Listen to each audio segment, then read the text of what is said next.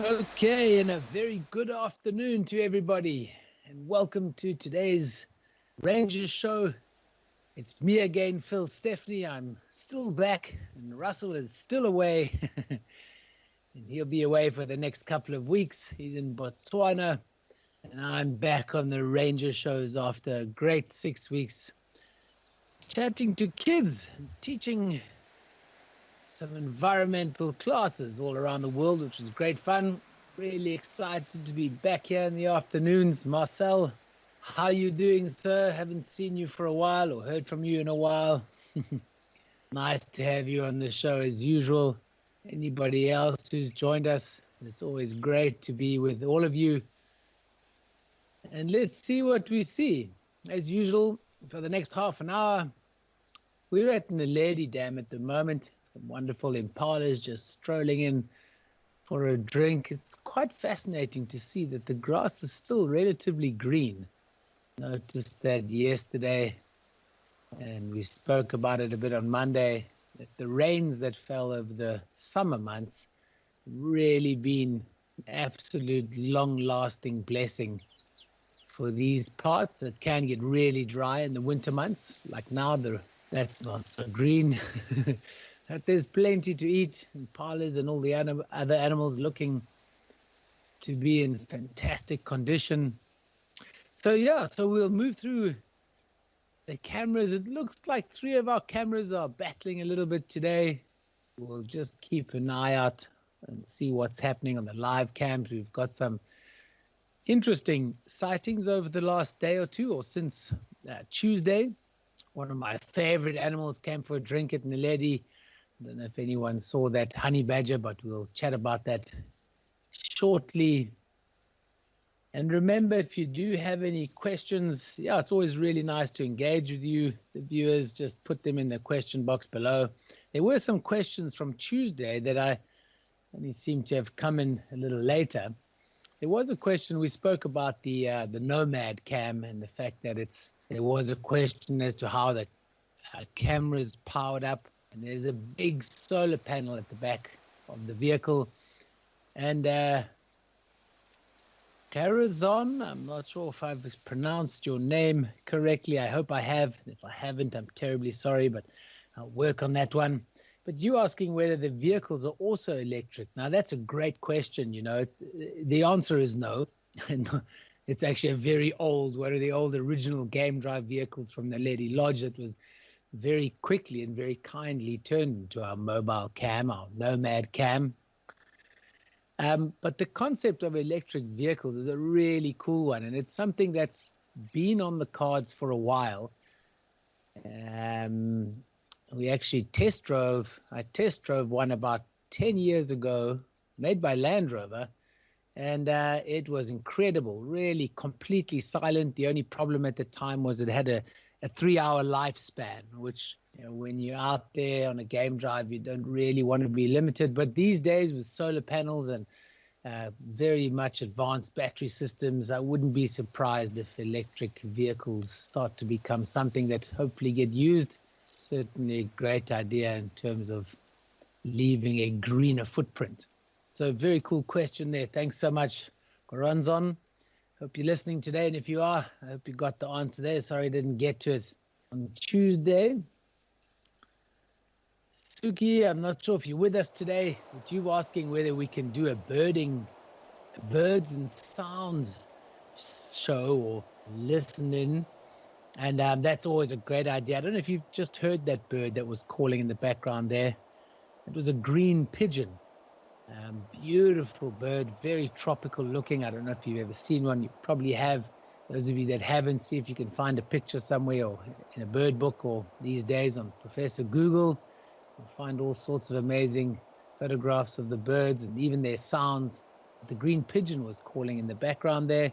And Suki, yeah, as we go through some of the live cams, I'm definitely going to have an extra listen out for the bird calls, because they are really something wonderful to listen to, and also quite fun to try and work out which ones they are. Birding is not just seeing the birds, but the sounds and obviously their behavior. On the kids show, we had a long discussion on the go-away bird, grey lurie, that gave us a good audio display. So we'll definitely listen out for the sounds. And I'm sure one of these days we'll do another birding show. We did one, Russell and I did one on the On Point show not too long ago. But yeah, we can definitely keep going with that. Great one. Thanks so much, Suki. So those were some of the questions from last week. From Tuesday. It feels like every day is running into one. Might as well be last week or last month.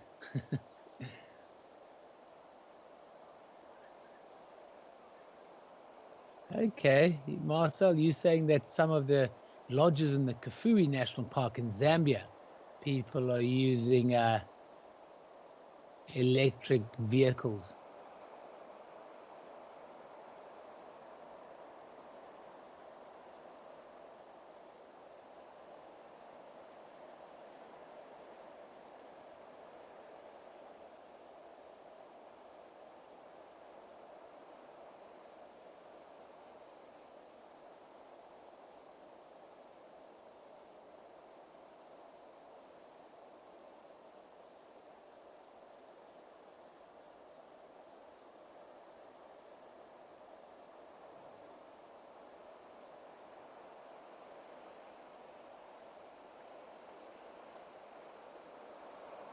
Not sure if we're still connected here or not.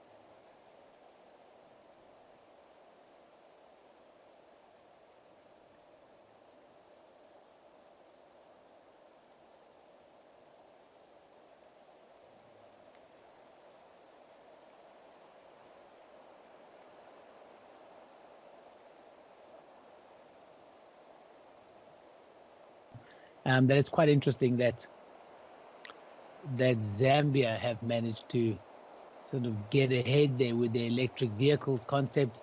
Marcel, do you know what kind of vehicle? Who's producing those vehicles? I think it's a great idea. Certainly wonderful for game viewing. Definitely something to bear in mind. Nice and quiet, less disturbance. That's always good.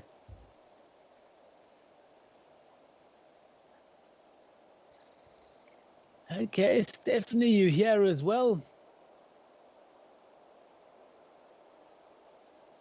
Identifying bird calls, yes. Yeah, well, we'll keep a lookout for that. Bird calls and the other sound that we have here on the cameras. You know, hear all sorts of things on the cameras. Wonderful line calls or alarm calls. So sound is something to look out for. And like I say, I'll keep, if I do hear anything of interest, I'll try and identify it. Not always that easy, but definitely a great part of birding. So we'll definitely bear that in mind.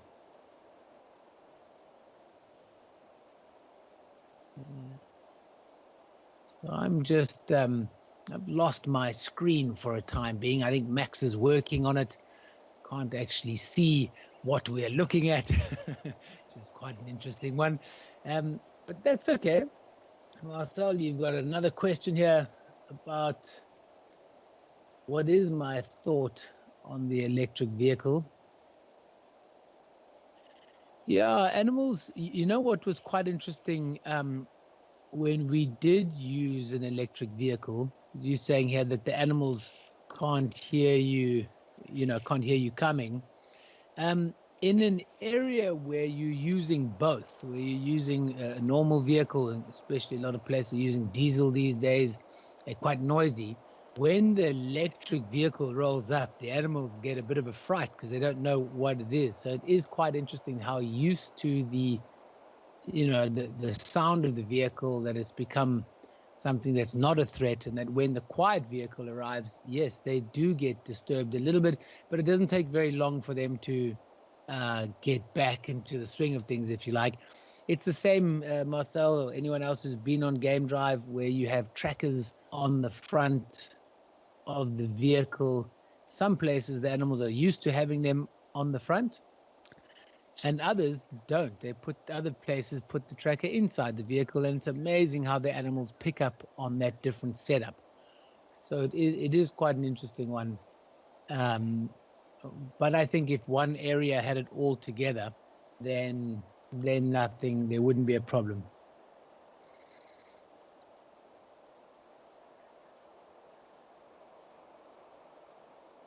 I think I got the answer there, Marcel. I see here you're waiting to see whether you got the answer. Let me know if you did. And yeah, if you have any other questions, folks, it looks like Max's computer has crashed out of the cloud for the time being, which I guess we all know happens with these internet and this incredible world of ours these days. But that's okay. If you do have any questions, let's just crack on with that. If you've been viewing any of the wildlife lately on the cams, if you've taken some snapshots or anything to do with wildlife, let's use the time to the best of its ability. Suki, you didn't miss us. We're here. Are you saying it's 33 degrees in the UK? Goodness me. Hope you've got your sunblock and your hat on out there. Don't spend too much time in the park. Although maybe in the afternoon, good time for some birds. Suki, thanks for joining us. I see you nearly missed us. I don't know if you got my answer to your question last week with regards to birding. So I was answering your question here. Oh, I think I could be back on track here with Max. But yes, we definitely, or certainly I am, and I know Russ is always interested in birds, and I really love the concept of hearing the bird calls and trying to identify them, especially on these cameras. When you're out there birding, you can always follow the sound and try and get a lock on the binoculars on them, and easy to identify. But we'll definitely try and do more bird calls as we go along. It's a bit windy today. I'm looking at all of the cameras. There's quite a lot of wind about, not necessarily the best conditions for birding. But as soon as I hear something, try and identify it. There was a green pigeon calling earlier. I'm not sure if we've still got audio here at the Olifants River Cam, but they love to sit in those fig trees. But I'm pretty sure at some point, Suki, we'll see if we can focus on birds, see if we can get some recordings through the week, let's say, of bird calls and sightings, and maybe focus a bit on that. I'd love to do that. So great suggestion. Thanks very much. Yes, 33 blooming degrees. Yeah, well, it is very hot, but you better remember this day when it goes down to -10 and rains all the time, which is kind of what it's like in Cape Town at the moment. We've had some wonderful winter storms. We've got snow on the mountains around us. We're saying the opposite, or at least I am. Although I'm planning to be in Namibia next month, where it will be a lot hotter. So I can't complain too much.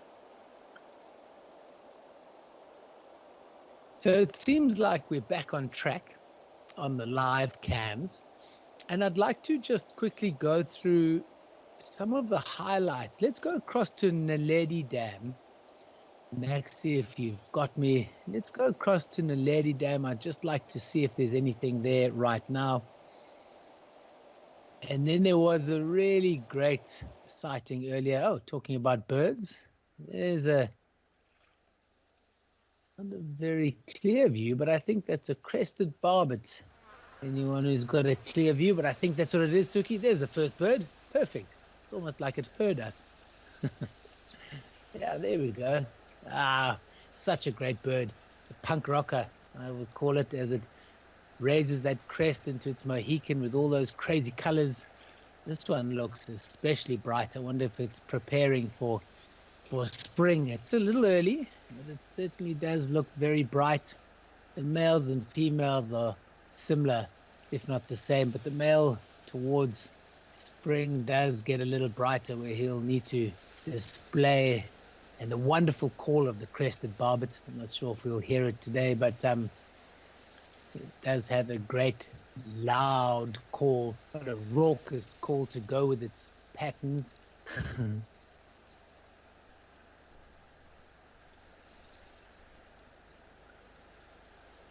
So I was going to go to one of the highlights, and there's a great highlight of a honey badger that came down for a drink and happened to come down, I think, in the morning. It was quite unusual, but in the winter months, it's definitely a more usual time, or if one is to see them during the day. There it is. Just take a look at this fella. Such a great animal, coming in, making sure there's nothing of potential danger. I love that walk they have. Look at those long claws. If you look at the tracks of a honey badger, you see their pads, and then there's a good 5 centimeters, maybe more, gap between the pads and the claws. And here it is, wondering, why do these humans make this wall so tall? Very, very entertaining animals. He's gone around the well and found the outlet at the bottom there. He's also keen for some fresh water, but a wonderful sighting. Is not something we get to see all the time. There's a fair amount of them, but they're typically nocturnal, relatively shy in terms of hearing the vehicle and talking about noises. But obviously here on the cams, as usual, we don't disturb them. And there he goes, padding off, and see if he can dig a scorpion out the ground or pick a fight with a lion. I don't know if anyone saw, there was a clip going around earlier on social media of a lion. It was a leopard. I think it was a leopard that was attacking one honey badger, and another one came crashing in and absolutely smashed into this leopard and chased it off. Without a doubt, that leopard knew it needed to leave that area. So, and then came back and protected its injured partner. Quite a phenomenal animal. So I thought that was quite nice to see. I don't know if anyone saw that. It was quite a quick drink. So I like to go through these highlight videos, often things that we get to miss.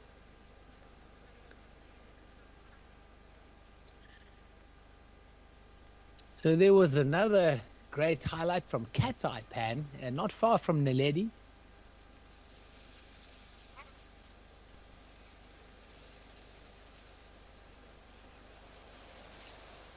At Nkora Pan, somebody's asking about the elephants queue up for a hole near the pan. Is that where the water comes from? Yeah, it does. So wherever there's a hole at Nkora Pan on the left-hand side there, that's actually, I think, where the pump water comes out and then goes into the actual water hole itself. All of these water holes are man-made, essentially, and they all have some form of feeder system. And you'll find a lot of the time, I would say most animals are really quite picky. If they can find the fresh water, they will. So they'll often go and, like in that case, line up for the good stuff.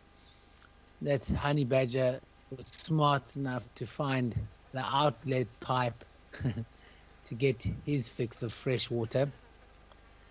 And if we go across to the highlight, Maxi, here at Cat Eye Pan, they had a wonderful elephant sighting last night, also bypassing the water inlet trough at the back, but then he comes right up towards the camera, giving us a wonderful view. And it is a great view that we always get from Cat Eye. Just have a look at this young elephant bull, Egyptian goose in the foreground. By the way, we need to be watching out. It's not going to be long before we start to see the Egyptian goose babies. There's already some in some areas. It's a little early, but it'll be nice. But let's have a look and then listen as well. Let's listen to the footsteps.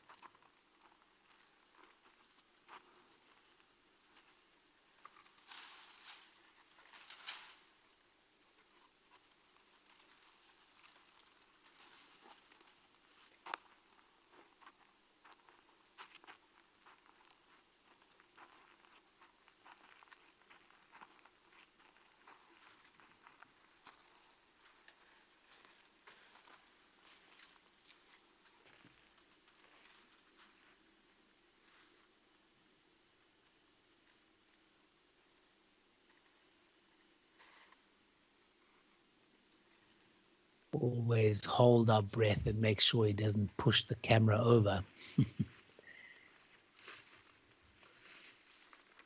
And a wonderful sighting at Cat Eye, just inquisitive, just walking by. There's a question here from Magda. Magda, how are you doing? Thanks for joining me this afternoon. And your question is, do elephants make different sounds on different occasions, warnings or callings? Is it possible to recognize it? They definitely do. They make an array of different vocalizations or sounds. There's no doubt that the classic rumble, that what a lot of people often refer to as the stomach rumble, it's actually an audio. It's not the stomach rumbling. It's a call. Does sound like thunder in the distance.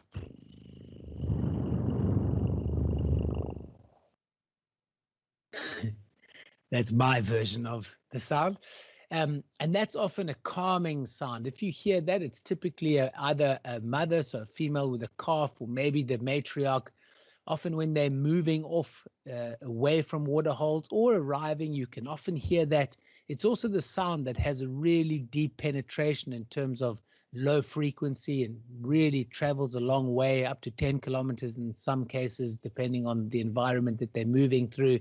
But that's often a calming call. If you're viewing elephants and they get a little bit edgy with your arrival, say if you're in a vehicle or sometimes on foot, and you hear that sound all of a sudden, it's best just to stand still or sit still and just watch them. And you'll often find that they clump together and slowly move off. If they sense a serious threat, that gets a little bit louder and sometimes turns into a big loud trumpet. Sometimes a way that I like to or have found predators in the past on game drives or walking safaris, if they see something of really threatening, if they bump into lions or hyenas or something, you'll often hear a very high-pitched trumpet, and that goes on, and you can actually hear that there's a bit of, I wouldn't say panic, but concern in that level of trumpet. It's more towards a scream, if you like. Youngsters, when they get irritated with each other, there's a slightly deeper trumpet. And then, of course, there's a whole discussion with regards to their low frequency communication between each other. But elephants definitely have lots of different audio, different sounds.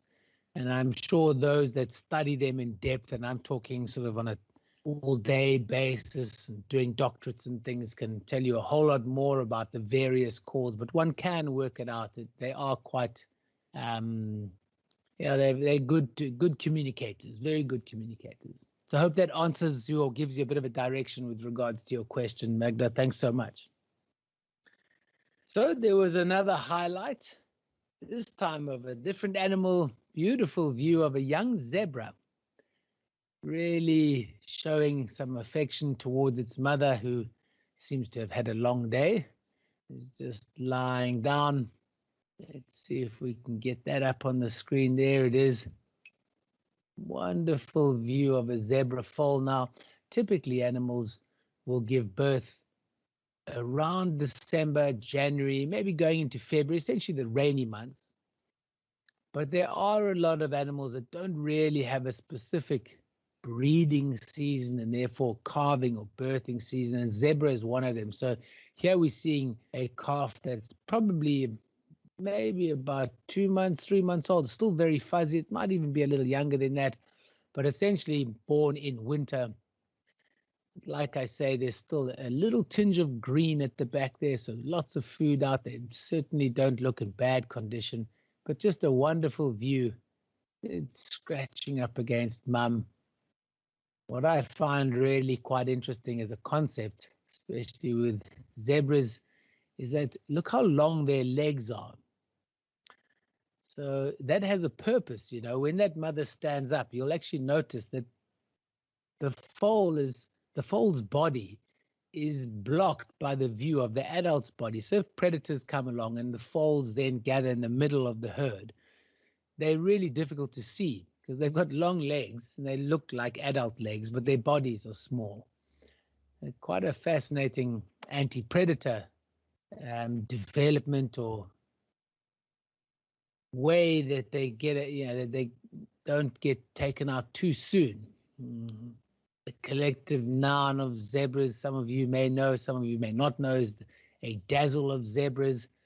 And that's one of the backgrounds of having this black and white marking. When they all clump together in big open spaces, it is quite confusing as to how many there are into predators to pick out the sick, the weak, or the young. You see those very long legs. There's another zebra on the left-hand side there. I don't know if it walks into the frame, but next time you see a herd of zebras with babies, you'll see what I mean. This one's almost nagging its mother to get up. She doesn't seem to be happy to do any of that, but a wonderful view.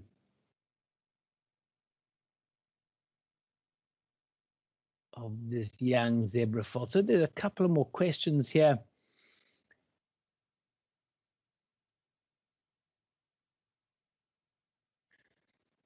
Okay, Stephanie, how are you doing? You're asking about impalas that cross the Olifants River. Would they essentially be looking out for crocodiles? As you saw one crossing slowly yesterday and they didn't seem worried about it. Yet it is quite interesting, especially somewhere like the Olifants where there are some shallow crossing zones. And if the impalas know that crossing, they'll often use the same crossing, and waterbuck will do the same. And they often just go for it. But I would say that an impala that just goes for it, or any antelope or prey species for that matter, is likely to be the first one to get caught. Because there are some huge crocodiles, especially at the Olifants River. There's the mother eventually getting up. Oh, the persistence of a child. Maxie, I wonder if we can go across to the Olifants River, just have a quick look. We're slowly coming to the end of the show, but I'd like to see if that crocodile is still there. There was one basking on the sandbank who actually looked like it had an impala in its stomach. It looked like it had fed on something. But that impala that you saw, I would say that's pretty usual, but you do often find animals coming down, especially when it's slightly fuller, and you can often see that there's a little more concern on the, let's say, kudu that comes by that's not too sure. We saw some wild dogs not too long ago trying to cross the river, and they were definitely not keen on crossing over. They were really running up and down. They may not have known the crossing spot. I know there's a crossing spot at the end of that sandbank on the left. There's that crocodile. But you'll find that animals that hang out in this part and cross on a regular basis, I reckon they get a little complacent. And the crocs also will know the crossings themselves. If they get desperate, they'll go and sit there. And like I say, this crocodile, I don't know, you can see there's a bulge in its stomach there. I wonder if that was one of those impalas that thought it would be okay. The water is pretty clear as well, so that could also help the situation. Sometimes in the rainy season, it gets quite murky, much harder to see. It could change the attitude of the antelope that's crossing.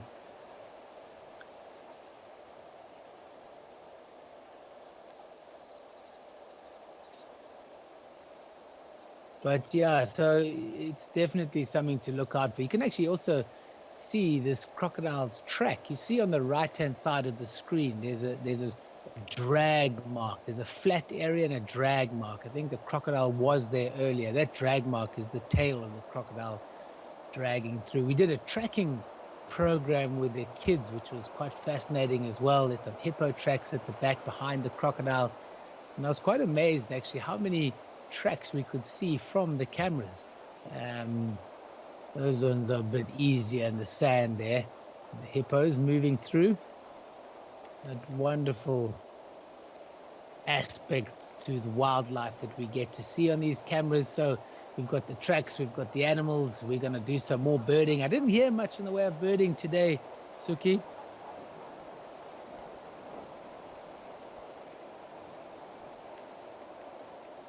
Marcel, I see you put here that you didn't get my answer on the electric vehicles.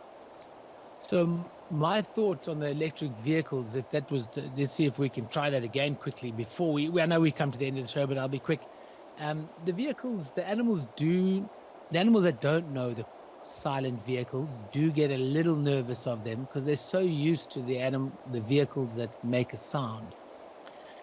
But as one progresses and has more electric vehicles, in other words, if they're all electric, you'll find that the animals will get relaxed to that pretty quickly. The problem comes in when one vehicle is electric and the others are diesel, for example. You'll find that there will be a reaction, but the animals do get used to it quite quickly. So I hope that answers your question. Stephanie, you say a dazzle of zebras. You hadn't heard that before. Yeah, it's a great one. A dazzle of zebras. The collective nouns are wonderful.